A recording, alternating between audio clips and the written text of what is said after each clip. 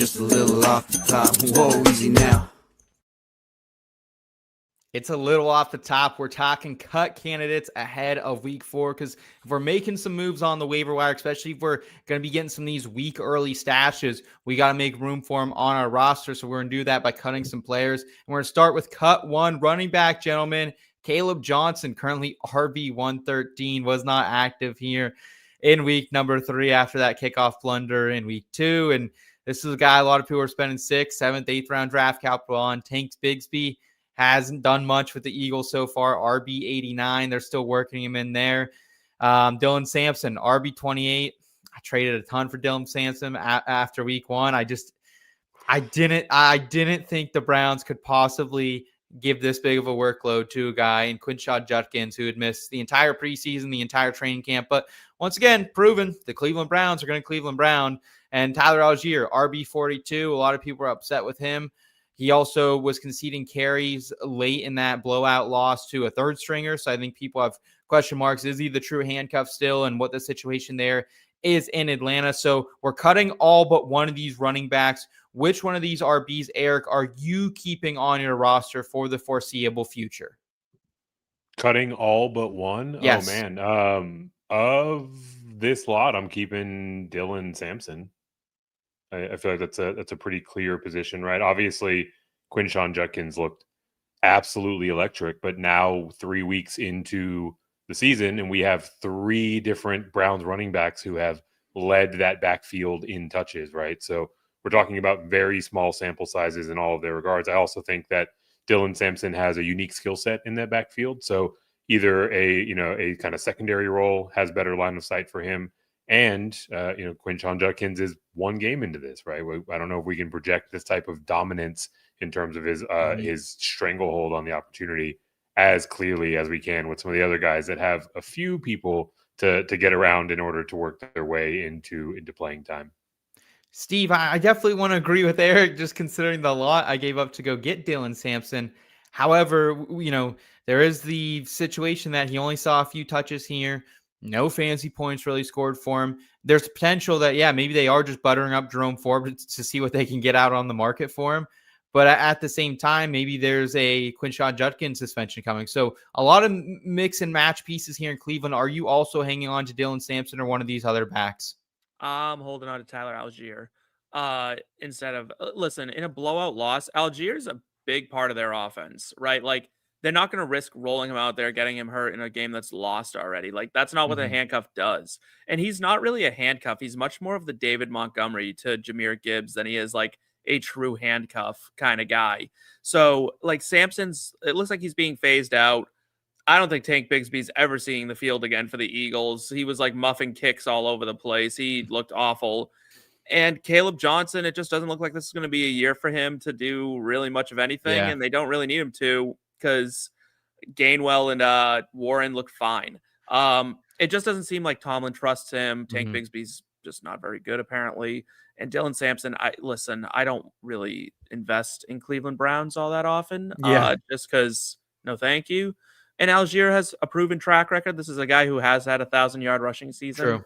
I trust the talent. Yeah, they're with you, man. I hope Dylan Sampson and Algier, like, those are the 2 guys I think you are picking between. I think it's like, see you later, Tank, see you later, Caleb Johnson.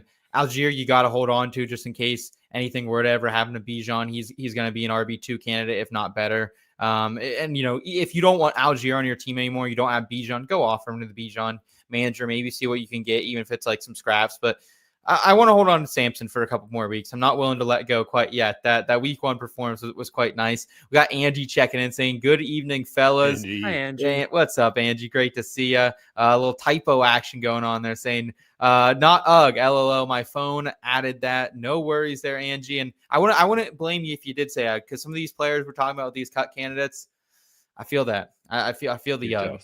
Yeah, it is. All right, guys, we're going to cut one wide receiver, not all but one, but just one of these wide receivers. They're a little bit higher of names, but still, I've seen some talk out there on the internet that maybe these guys are worth dropping to the waiver wire free agency pool. Travis Hunter, currently wide receiver 74, seeing a lot more on the defense side, and that's kind of been hurting his offensive production since he stepped over there more. Calvin Ridley, wide receiver 71.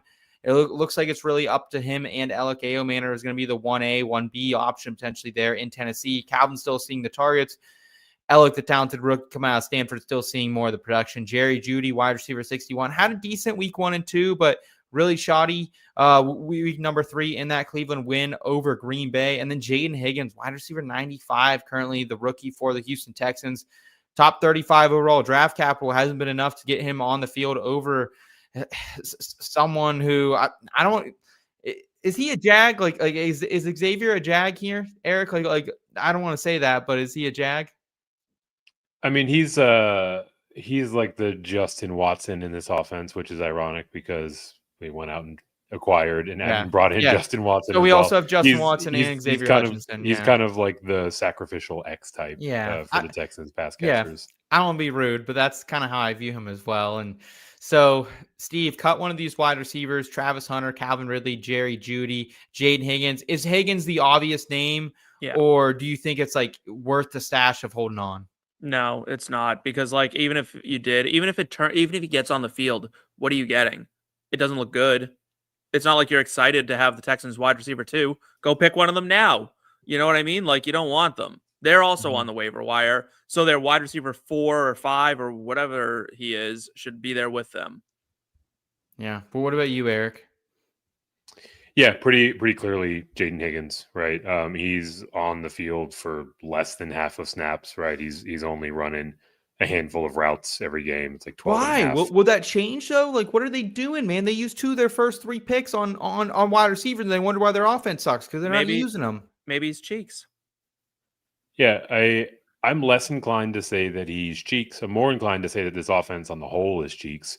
I am out here absolutely planting my flag that it's time to say bye-bye to D'Amico Ryans. This experiment has run its course. Ooh. They have potentially ruined this young man in CJ Stroud. 2 playoff wins, 2 years? But what happened? This is the story of the Texans over the last decade. They make the playoffs, they win in the wild card round, and then they can never get over the hump. And now this team is lacking direction, they're lacking discipline, they're lacking vision. So what do you do? In their Do you just blow the whole thing up? Do you just trade CJ Stroud even? No. I think it should be on the table. I think it should be on the table.